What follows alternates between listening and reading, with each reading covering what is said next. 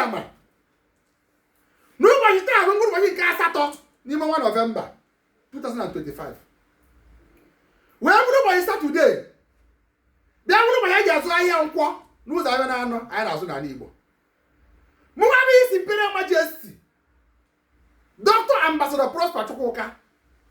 Ezi Igbo gburugburu the second n'ụwa niile.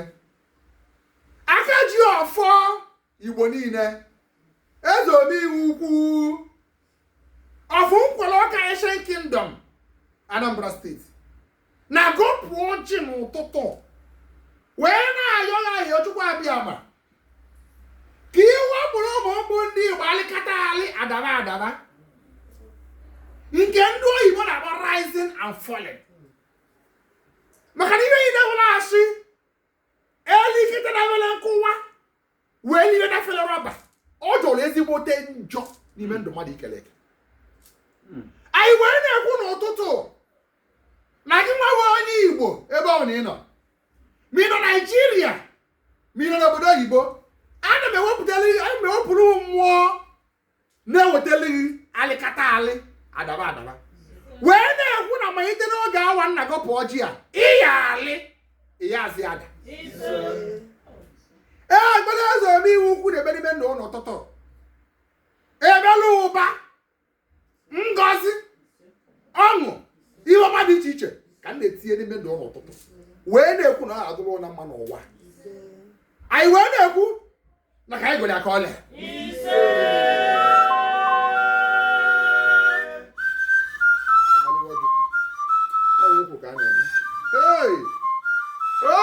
ọ dị egwu ọ wụsa ndị ichie adịzụ nri nne n'ụba nku na-ete n'ime ndụ anyị n'ụtụtụ, n'ụba nku na-aba ụmụ mbụ ndị Igbo n'ụtụtụ adịzụ nri nne. Ihe anyị na-ekwu okwu ya onye zụọ ahịa ka ọ zụta ego, onye na-alụ ọrụ oyibo from one promotion to the other.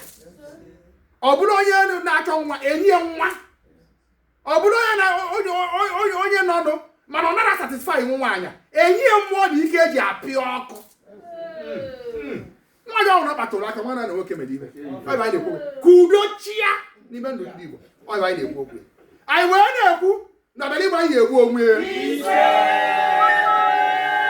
ka anyị na-enye ụlọ ọjị ka anyị na-enye ụlọ mmịa n'aba ndị Igbo niile nọrọ ebe n'ụwa sọtọrọ wee na-ekwu na ya atọ na mma n'ụtụtụ ehihie na abalị. Eji m ụfọdụ ile ndị wee bụrụ Akajiofo Igbo niile wee na-ekwu na ekpere niile ahịhịa niile na okwu niile anyị kwu n'ime ndụ ndị Igbo n'ụtụtụ na ọ ga-abịa na mmezu. Anyị wee na-ekwu na ka anyị gwara ka ọlịa